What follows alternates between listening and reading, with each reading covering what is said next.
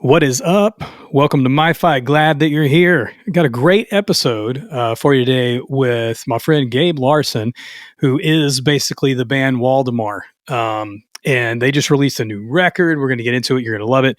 It's a great album. I actually just bought a copy on vinyl, and you should too, at waldemarmusic.com. Waldemar is Waldemar. WaldemarMusic.com. Check them out. We'll get into it. Make sure you're following MyFi at MyFi Podcast everywhere on social media and whatnot, and YouTube and all that stuff. And wherever you're listening, hit subscribe for me. And that way, you get notified when we drop new episodes and whatnot. And we've been dropping a couple a month, having fun, meeting some new people, promoting some great music, finding out about new artists, all that sort of stuff. So make sure you do that. But let's get into it.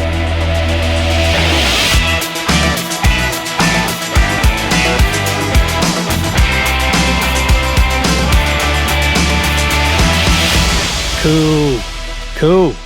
Glad you're here. I'm glad I'm here.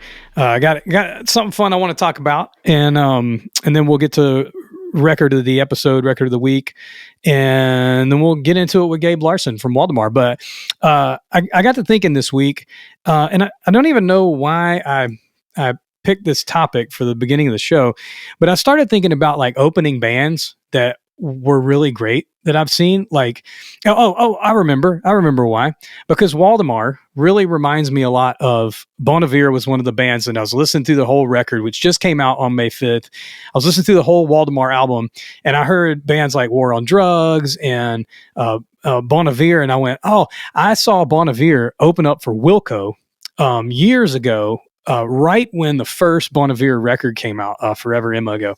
And Bon Iver was amazing.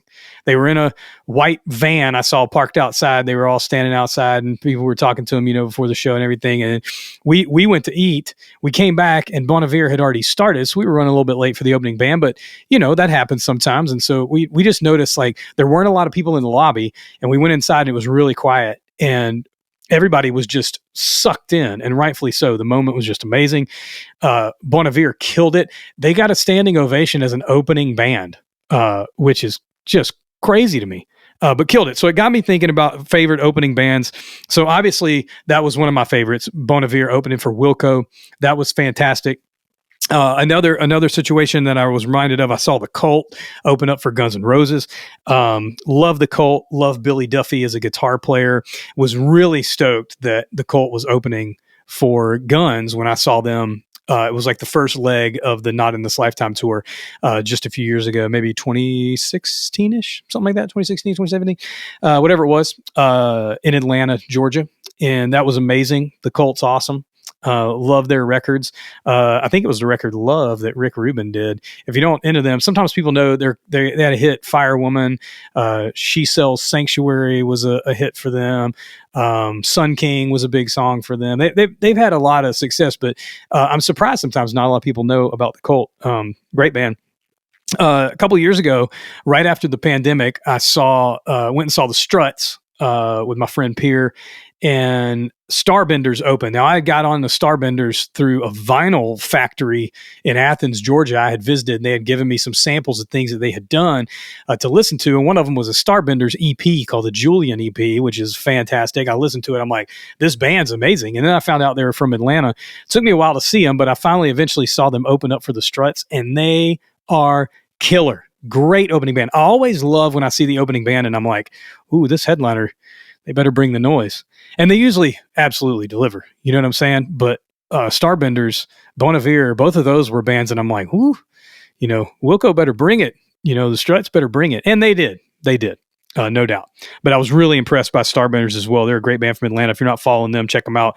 They had a full length come out, almost 2 years ago, or at least, 2 years ago. 2021, I think, was Love Potions. Great album. And my next one on the list, I got 4 or 5 of these. Next one on the list is Johnny Marr. I saw Johnny Marr open for the Killers just this past September. A huge Johnny Marr fan. If you're watching on YouTube or Spotify video, there's a Johnny Marr signature guitar hanging in my studio here.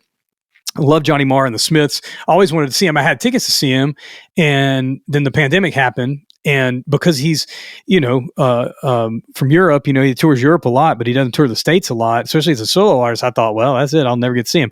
And then the Killers picked him up, and he opened for the Killers, and then came out and did several songs with them for encore. They did a Smiths tune. I can't remember which one they did to close that show out. And then they did a Killers song, and they did one of Johnny's solo tracks, and all. It was really, really great. So Johnny Marr. And lastly, the last one I want to share, I saw the Fugees. My wife and I saw the Fugees open up for Dave Matthews at the old Cowboy Stadium in Dallas. I think it was like maybe 2000, 2001. The Fugees as an opening band is just crazy to me because they're so great. And Wycliffe came out with a Strat on, just electric guitar, and sang 2 Willie Nelson covers back to back just by himself. And it was just like the juxtaposition of the moment, and then they just killed it. And then we could see them climb up in the stands next to the stage to watch Dave Matthews set, and they just killed it. The Fugees were incredible live. And so that is why they are the record of the week. If you're watching on YouTube, Spotify video, you see this incredible vinyl copy of The Score, their debut album, that I'm holding up. If you haven't listened to the Fugees in a while, or maybe ever, you should go check it out. You already know, even if you don't know the Fugees, Killing Me Softly, because that was a massive hit on this record. Ready or Not's a great song. There's a great No Woman, No Cry cover on here, at least on this vinyl version. I don't remember that. I don't remember if that was on the actual record or not. I'm looking at the back of this vinyl. It's amazing. This is a great album. So go check it out. Fugees, The Score, record of the week. But right now we're going to jump into the episode with Gabe Larson. He's on the show today. He is Waldemar. He's taking a band out, but Gabe wrote, produced, mixed this record, Ruthless, that just came out. It's 5 years in the making. We talk a little bit about that on the episode, and well worth the wait. I mentioned earlier, War on Drugs vibes, Bon Iver vibes, there's Wilco vibes, there's My Morning Jacket vibes. He's big influenced by country music too, but that's kind of underlying, it's kind of laying there. It's a little bit more of a indie rock, expansive, beautiful, emotional, picturesque sort of record. So you should definitely check it out. They're going to be on tour all month promoting this record, the month of May up in the Midwest. They're hopefully going to get out to the East Coast and maybe down south this year. They've got some stuff we talked about off camera coming up that they couldn't talk about yet, but they got some big performances coming up, and you're going to want to be on this train right now because it's not stopping. They're going to blow up. They're going to be great. We talk a little bit about the adversity that he faced making the record and why it took 5 years. It's a great time. You're going to love the conversation. So let's jump into it. This great conversation I had with my friend Gabe Larson from Waldemar. Gabe Larson, how are you, man? So good, Lee. That's so awesome. Good. Yeah. Man, you got a huge smile on your face. I guess you dropped a record last week. So yeah, I did. Yeah, on Friday. Quite grateful. I'm tired, but in the best way. You know what I mean? Like my heart's really full right now. So yeah, awesome. I know too, man. I Josh Zanger, your publicist, and I talk quite a bit because I've had several bands on the show that he does publicity for, and he was sharing a little bit with me in an email just about like it was kind of a struggle to like get the record out. Like you stopped recording and it almost didn't happen and all this sort of stuff. And I don't know how much you want to get into all that, but I just as much as you want to. Yeah. Well, I love when I can tell that records have a fight to them. And I listen. I just told you a minute ago before we hit red. Like, I listened to the whole record a couple times. Went back a few tracks. I love the song "Prophet." I love the title track, "Ruthless."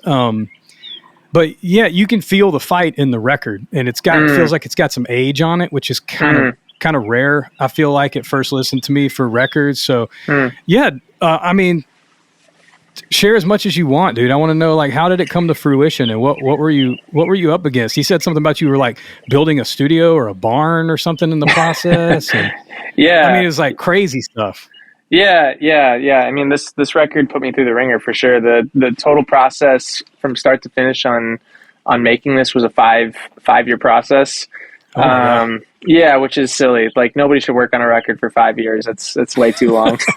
You go insane working on something like that for that long, but that's what happened. So, the quick flyover, I wrote pretty intensely for about a year, and then built a recording studio out of a dilapidated 1890s horse barn that I have at my house.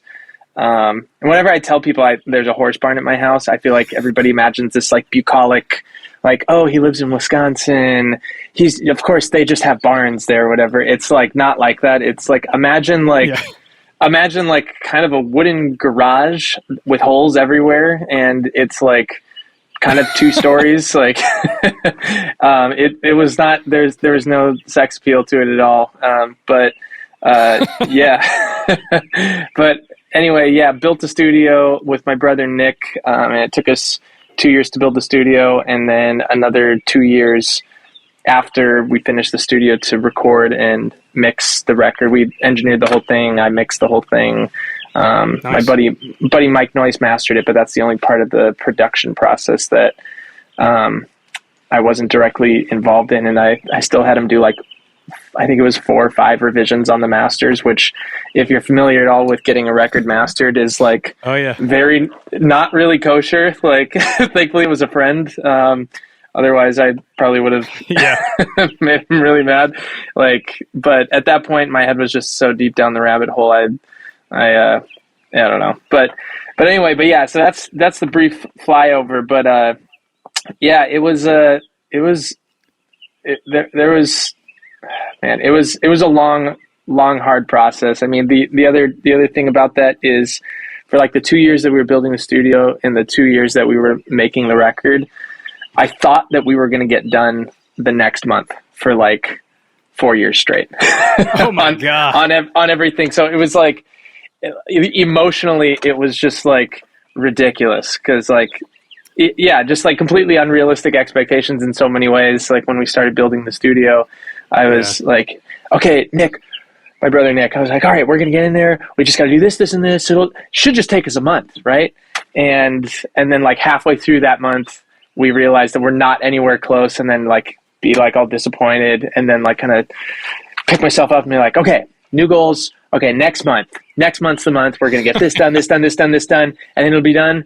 And then we'll start recording the record, and then that'll take a month, and we'll have it out by December. You know what I mean? And it was just like that copy paste for what's 4 years times 12 months, 24, 48 months straight, basically, which is just like, that's just like, I think if I would have known I was running a marathon, like it probably would have, well, I don't think I would have done it if I would have known that it was going to take as long as it did. So I'm like really grateful that I didn't know what I was signing myself up for.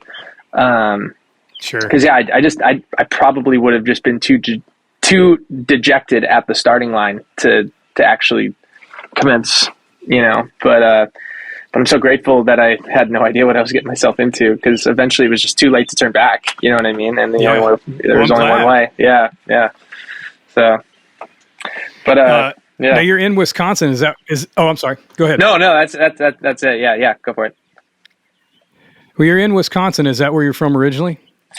Yeah, for the most part. I was born in Fullerton, California, home of Fender guitars. Although I didn't start playing guitar till much later. But yeah, I was born in Fullerton. Moved to Eau Claire when I was in elementary school, though. So I've been back to California many times since moving here, and Eau Claire is definitely home. So nice. Yeah. Did your parents play music, or did you grow up around music? How'd you get into it? Yeah. I feel like my mom, both my parents are musical. My dad played trumpet when he was in high school. He grew up in northern Minnesota, so small school. He was the first chair, but I think there was only 2 chairs, you know, so. But my mom, I feel like I kind of credit my mom with kind of my early exposure and instilling love of music. She was very passionate about choir, and she was a choir girl herself for most of her life. And she put me in a choir when I was, before I even can remember, honestly. I was probably like 5 years old when I was in my first choir. Got me going on piano lessons, hated it, quit it, but eventually came back to piano. but yeah, neither of my parents were like songwriters or like particularly musical necessarily, but they loved music and really kept us around music as much as they could. But I feel like I was exposed just enough to it at an early age to really enjoy it and kind of fall in love with it. And the passion for it just kind of took off on its own for me, I guess. I think I started my first band when I was like 7. We played once in a parking lot to nobody. So those early bands. Oh yeah, dude. What were some of the records, the bands, the artists that your parents turned you onto when you were a kid? What were they into? Oh man, I can't really credit them with a whole lot. My dad was really into jazz and like stuff that I was not into at all. And I don't, honestly, this sounds lame. I don't even know what my mom was into, like Michael W. Smith or something like that. I think she was into Michael W. Smith for sure. But I think when I think of like the first, like when I really got obsessed with music and songs, especially, I think was my cousin Taylor turned me on to a record by a band called Relient K. Do you know that band? Yeah. The record I'll never forget. It was 2 Lefts Don't Make a Right, but 3 do. He showed me that record, and I mean, well, I was still getting pretty into songs before that, but that was kind of the first record that like really just got really obsessed with. And I think I started writing lyrics really intentionally and heavily after getting into that record. I just listened to that one on repeat for, I swear, like 3 years or something ridiculous. But I wasn't playing guitar or anything like that yet. Like I didn't have an instrument really to write songs to, but so I wrote lyrics kind of voraciously and really became a student of lyrics. Like the first thing I would do when I would pre-order a record from a band that I was obsessed with is the first thing I would do before I would even listen to it really is like just quickly read through all the lyrics. I could pull up like the lyric insert from the CD and read all the lyrics quick and then press play on the record and like read the lyrics while I'm like getting the first glance or first listen of the record. So I was really obsessed with lyrics from an early age, and that's made its way into my songwriting. Now I found out recently that I'm kind of a weirdo in the way that I write songs. Most of the songs that I've written, I write lyrics first and then retrofit music to the lyrics second, which is, I found out recently that that's not the way that most people do it. And I think for good reason. I wouldn't necessarily recommend it as a process because it's lyric ideas rarely come out in like a sensible song format. And it's the couple songs that I have written where it was music first and then lyrics are just like so much easier, so much more intuitive. But I don't know. I can't really help it. That's just kind of the way that when I get excited about a song, I get excited about a lyric idea first. And then that's what gets my butt out to the studio or in front of a guitar or piano to start putting music to it. I've never really been a person who's just got like music ideas sitting around on voice memos. It's always lyrics, and then that's what inspires the music to come forward later. But that's really cool, I tangented into, you were asking about the first record. Somehow I got here. No, I love it, man. I love it. Lyrically, who do you love lyrically? Like, who are some of your favorite writers in terms of just their lyrics that you aspire to love, inspired by? Hands down. First name that came to mind, Kris Kristopherson. Nice, bro. Man, I got chills just saying his name. I'm not even joking. Maybe it was a breeze that rolled by or something like that. But man, Kris like has this just unbelievable gift to say something so plain and yet just like dripping with imagery, and so accessible. You know, like a lot of like Dylan records or whatever, are really like impressionistic and really require you to like do a lot of work on your own to understand what the heck he's talking kind of about. Abstract. Exactly. Yeah. And you're not even positive if Dylan even knows what the heck he's talking about, you know?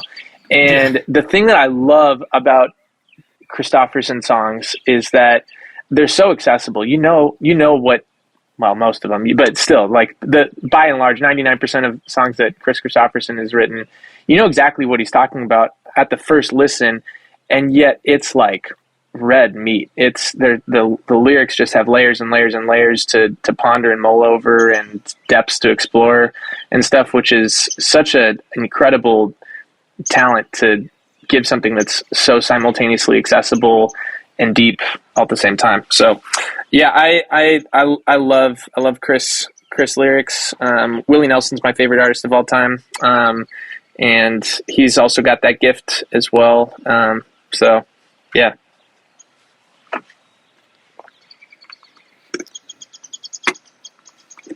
Nice. We might be, oh wait, can you hear me? Yeah. You got me? Cool. Yep. I got you, man. Yeah. I know you're in the middle of nowhere up there in Wisconsin, so. Yeah, that's right. I'm at a flooring job right now in Chippewa Falls, just north of Eau Claire right now, and the reception thins out a little bit. No worries. You guys are headed out on tour pretty soon. When do you head out? What's that look like? How many dates you got? I know pretty much the month of May, right? Yeah, pretty much the month of May. Yeah, we leave tomorrow, actually. It's all of our tour dates this month are all in the Midwest. So we're play in Madison and Milwaukee this weekend, and then a music fest in Winona, a really cool music fest called Midwest Music Fest. It's really special. We've played it a couple times. And then then where else are we playing? We're playing Minneapolis, of course. We just played our hometown record release show in Eau Claire on just this past Saturday. Chicago. Nice. Playing in Dubuque with a really sweet band called Unwed Sailor. If you haven't checked them out, you should check that band out. Really cool band. Seattle, I believe. I feel like I'm forgetting some dates, but that's the basic gist of it. Just playing around the Midwest this month, and then we're still working on booking stuff, but hoping to make it out east and out west sometime within the next 12 months as well. But those plans are still underway. So nice. Yeah. Nice, dude. If you it's a question for you. If you could tour with anybody who's out touring right now, who would you want to go out and open for? Man. Well, I get to go see Willie Nelson for the very first time in 2 or 3 weeks. Nice. And I think we would be kind of an odd pairing, but I would be losing my mind to go on the road with Willie. But certainly My Morning Jacket would be incredible. War on Drugs is one of my favorite bands ever. National, love those guys. Those are to name a few. Yeah. I mentioned to you before we started recording that when I was listening through the record, I hear some Bon Iver, not just because you're a Wisconsin guy too. Yeah. But I hear some War on Drugs, For sure. Your stuff. Were there people, because your sounds, obviously, I know you love Willie Nelson, Kris Kristopherson. Your record doesn't sound anything like Willie Nelson or Kris Kristopherson. Yeah. And I get that. They're lyrical inspirations, stuff like that. Yeah. But are there bands, production-wise or sound-wise, that you were listening to that really resonated with what you heard the songs manifesting into as you were making them? Yeah. Honestly, all those bands were records that I was thinking about a lot while I was making the record. War on Drugs is a huge one for me, for sure. I feel like the way that I kind of like making records, from what I've gathered about the way that Adam and the War on Drugs fellas make records, I think we're kind of kindred spirits in many ways. I think we like to go pretty deep down the rabbit hole and be pretty heavily involved in every stage of the process. So I think process-wise, the Drugs is for sure a huge influence. But yeah, I don't know. I felt like I was kind of reaching for a lot of different sounds and textures. If you know where to look, the classic country influence is sprinkled throughout the record in a few spots, and there was even some kind of production decisions that were inspired by my love of kind of 60s, 70s country. There's a significant amount of kind of like tape hiss and just kind of noise floor that I kind of liked leaving in, because a lot of my favorite records are old country records, and man, the noise floor on those records is high, you know, and there's something about that I don't know, that I find charming perhaps, or I don't know. I feel like I tend to gravitate towards records that have a little bit less sheen and a little bit more artifacts in the recording process. But yeah, there's like moments throughout the record for sure where there's kind of some like hair-raising rock and roll moments that I was definitely referencing, a lot of pretty epic My Morning Jacket, Jim Jamesy moments for sure. And then The National has been a big influence for many years on just their ability to create mood and texture and beds of sound that are like a perfect foundation for a vocal to sit on top of, you know? Like when you listen to a lot of National records, like they do such a good job of keeping the songs so incredibly focused on the main character. You know what I mean? Like they don't, they like the songs don't feel simultaneously dense, and yet like they do a great job of knowing, just what the main thing is, and not letting that get crowded out. So I was definitely referencing that plenty throughout making the record as well. So yeah, those are a few. Yeah, dude, that's awesome. I definitely, you can hear the alt country thing. You know, you say My Morning Jacket. I feel that. Freaking hard. love that band. The Waterfall, the first one, especially by My Morning Jacket. That's a desert island record for me. Like every single song on that record is just solid gold the entire way through. My goodness, that was just a masterpiece. So. Yeah. What was the record with Wonderful Man? That was my record. What one was that? Was it called Z? It might have been Z. That might have been on Z. I don't think that was on Evil. I don't think that was on Evil Urges. I think that was on Z. I'd have to go back and check. It was before. It was the record before. It was Z. Okay. And I did like Evil Urges, though. I was jogging this morning listening to Holding On to Black Metal. So, oh, sweet.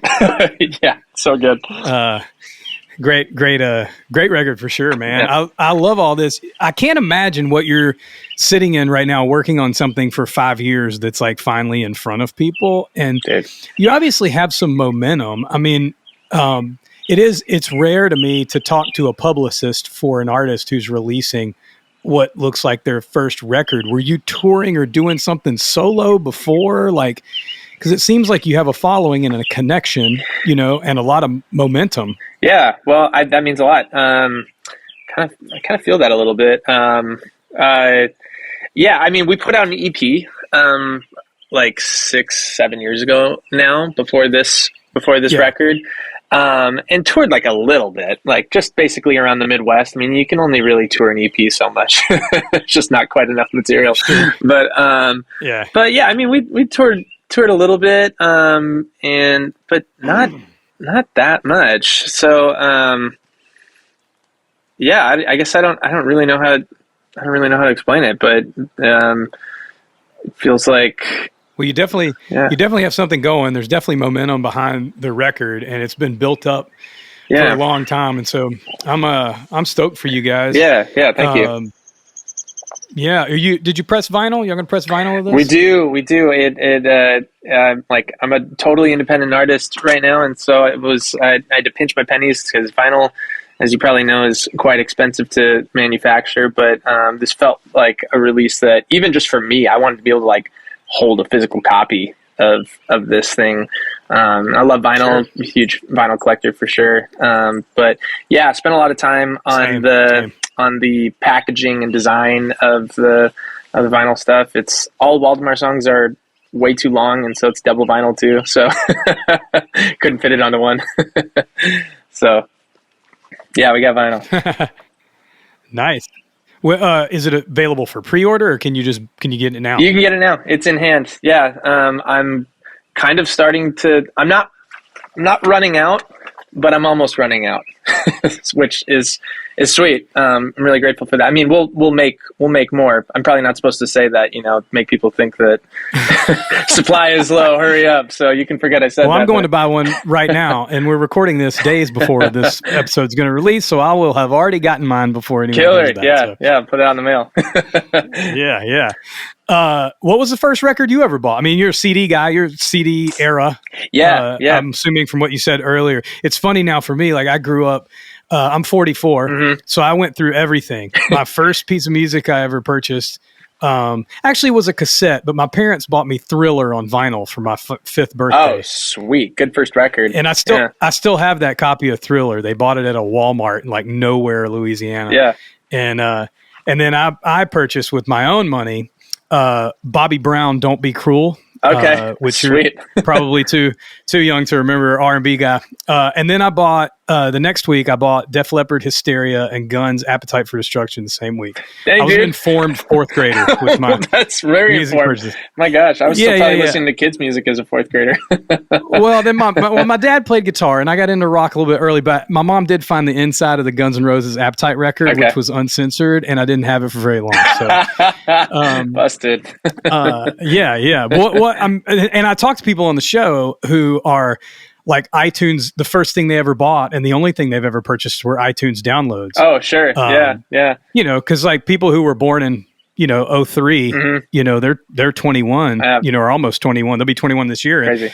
Or 20 this year, 21 next year. And so they're like adults, you know what I'm saying? They're voting and driving and all that sort of stuff, but they grew up in like the streaming era. And so I'm like in this weird, I'm like, I was born in the like total transition era. Like internet was like technically a thing, but like websites were not really, it was all dial up and websites sucked and mostly didn't exist. And like email was kind of a new thing. And like my first music collection was a hodgepodge collection of CDs and cassettes. Nice. And in some ways I feel like when I think of like my childhood listening to music, plenty of CDs, especially when I was like middle school, high school for sure. And that's also when like iPods and stuff were starting to become a thing. Although my family was not extreme. We didn't have a ton of money, so we were very late to getting the iPod game. So I was rocking the Walkman CD player on the bus for a lot longer than everybody else. But I feel my first memories really with music and getting obsessed with music was me with a cassette that I didn't care about what was on it, standing by my radio with the cassette in it, with my finger just like ready on the record button to like hit record on the song on the radio that I was like really obsessed with at the time. I wish I could. I went through a phase, I think when I was like 12 years old, when I was really obsessed with the song Blue. It was like one of those like dance songs, like I'm blue, dabba dee dabba. I was like 12 and I was like obsessed with that song. It was such an earworm, and that's like so great. I literally spent an entire afternoon one time with who knows what cassette it was that I did not care about it at all, and I was just like hovering by that record button on my cassette radio, just like waiting to record that song, and it never came on. I'd like wasted an entire afternoon just ready to hit it. Yes. The secret influence behind the Ruthless album. Yeah, it's all blue. Yeah. Blue. Dabba dee dabba die. I'm going to have to look up who that is. I don't even know. I have who no that is. clue. I never successfully got a recording of it, so I heard it. I mean, you couldn't escape that song. That song was everywhere for a while, but well, I'm sure if you walk in some thrift shop or something, there's a CD available for 50 cents. Totally. Yeah.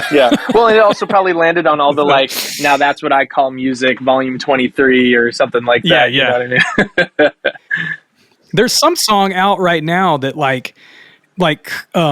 they copied the vibe from it, and they actually I think they got the samples cleared and everything for it, but they used part of that song, and it's like it's not David Guetta, but it's a dance vibe, and it's like pretty popular right now. I'm gonna have to look that up too, but That song is obviously hugely influential across generations. So it's in the same category as like the Barbie song. Oh, sure, like, yeah, totally. Stuff like that.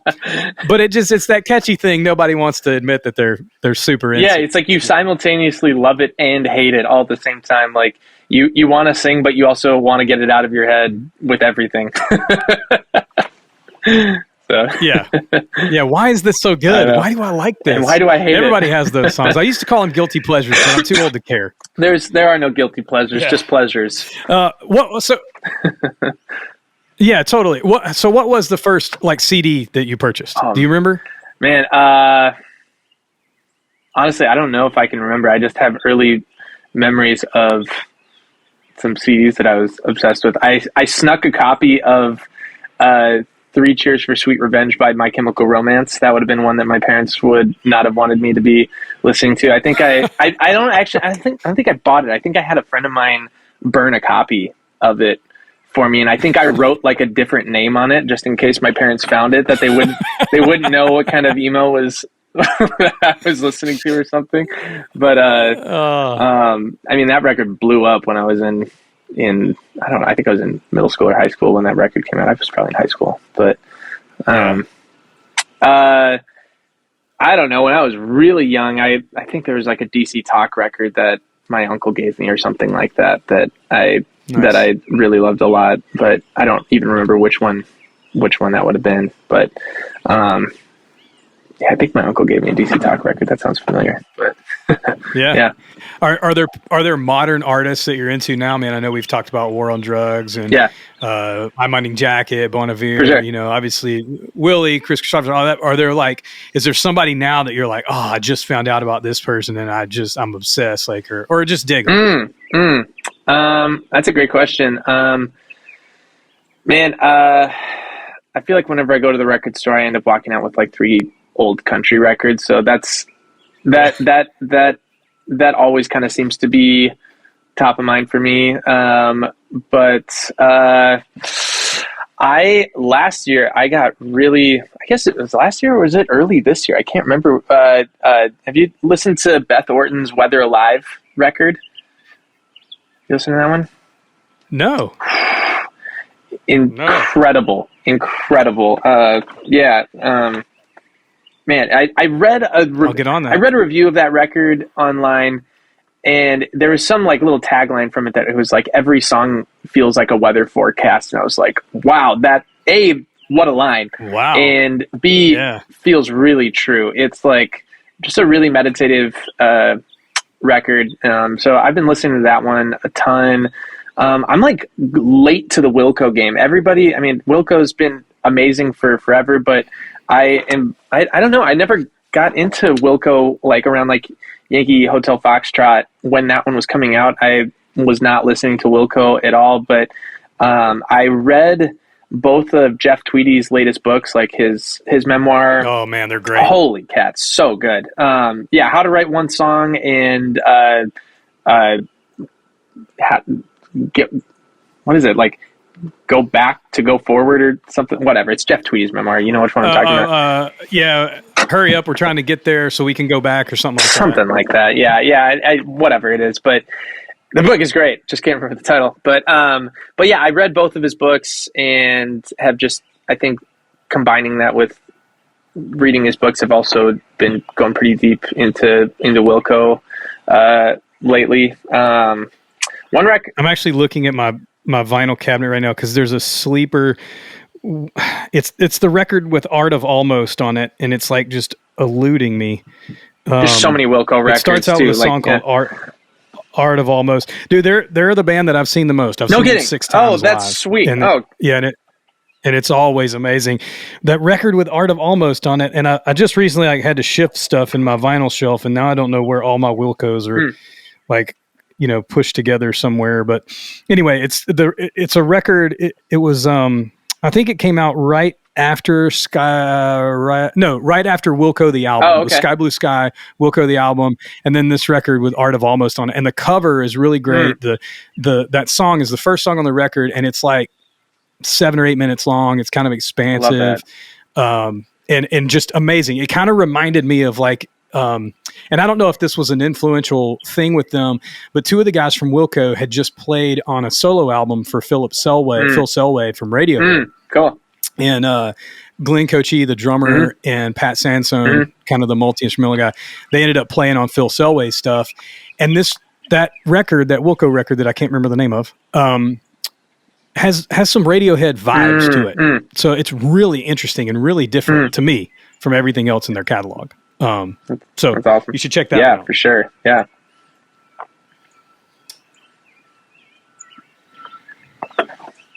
Yeah. What you already said this once, but I always make sure I ask this. Yeah. And we can kind of wrap with this, but and I'll ask you this, and then I want to talk a little bit about the record and just a little bit more. But I always ask your 3 like desert island records. You said earlier 1.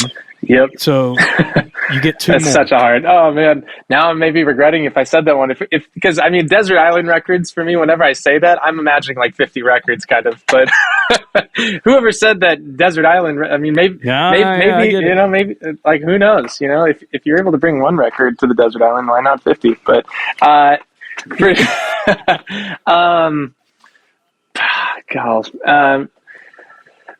I'll go with the first 2 that came to mind, even though they come with pain because there's like 5 other ones that I have to leave off the list. But In Memory of Loss by Nathaniel Ratliff, it was one of his first solo records. It's just incredible. That record, I feel like I listened to that record maybe not monthly, but maybe pretty close to monthly all the way through at least once, like for the past, like, I don't know, 10 years or more or something. That record is just like really holds a special place in my heart. The other one that comes to mind that has been a desert island record for me for even longer than that is a record by Fionn Regan. And why am I... The End of History. Oh, well. The End of History by Fionn Regan. I got into that record when I was in high school, and you know, like records that just like give you a feeling, and like they almost feel like a place to you, like it's like a place that you can go. You want to feel this thing, you put on that record. In Memory of Loss and End of History by Fionn Regan are two of those records for me. Yeah, they're both on the melancholic side for sure. They both kind of give me a similar feeling. I oftentimes, if I'm going to listen to one, I end up listening to both. But nice. Yeah, they're both really, really special records. So there's other records that I'm sad I can't bring, but those 3 are great. I love it, man. I love it. I love what you did with the record, Ruthless, the really debut full-length album from Waldemar, Gabe's artistic expression group. And Where's Waldemar on all the social stuff at Where's Waldemar, except for Facebook, which is Waldemar Music, and Waldemar's WALDEMAR. Check out the YouTube. WaldemarMusic.com is the website. You can pick up vinyl. You can see all the tour dates that are coming up. Make sure you follow them on socials, because I have a feeling this is just the beginning of some really cool stuff. So you want to keep up with what's going on. Check out the website. Literally, like as soon as I'm off of here, I'm going to go grab a vinyl on the website. Man, best of luck to you, bro. The record really is great. If you're listening to this, you never heard of Waldemar and you love The War on Drugs or My Morning Jacket or Bon Iver and some of the artists we talk about, Wilco, there's vibes of that all throughout this record. So you'll definitely love it, but it's absolutely its own thing aesthetically, and man, it's very picturesque. I love it a ton. Thank you. And I can't wait to hear it on vinyl too. Yeah. So and check out all the expansive efforts in the artwork and everything on there. So man, I appreciate the time, Gabe. This was awesome. Absolutely, Lee. It was fun chatting, man. So and you said you're down in Atlanta, right? That's where you live? Yeah, just outside Atlanta. So if y'all make it out east or into the south, at all this year, we'll keep in touch For sure. and all that. I'll keep up on the website like everyone should. Yeah. WaldemarMusic.com. Hey, thanks, Lee. So, man, I appreciate it, dude. Have a good one, Gabe. Absolutely. Thanks, Tommy.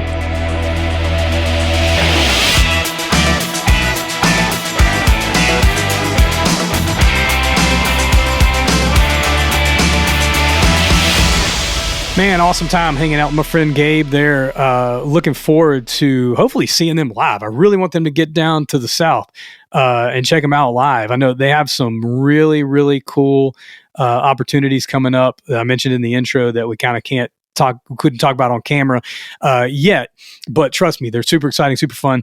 And you need to go pick up a copy of the record, do all that, man. This is one of those artists that I really think has a lot of momentum behind him, and Gabe's a great dude. The music's incredible. So check out WaldemarMusic.com and at Where's Waldemar on the socials, and except for Facebook, that's at Waldemar Music on Facebook, but at Where's Waldemar everywhere else.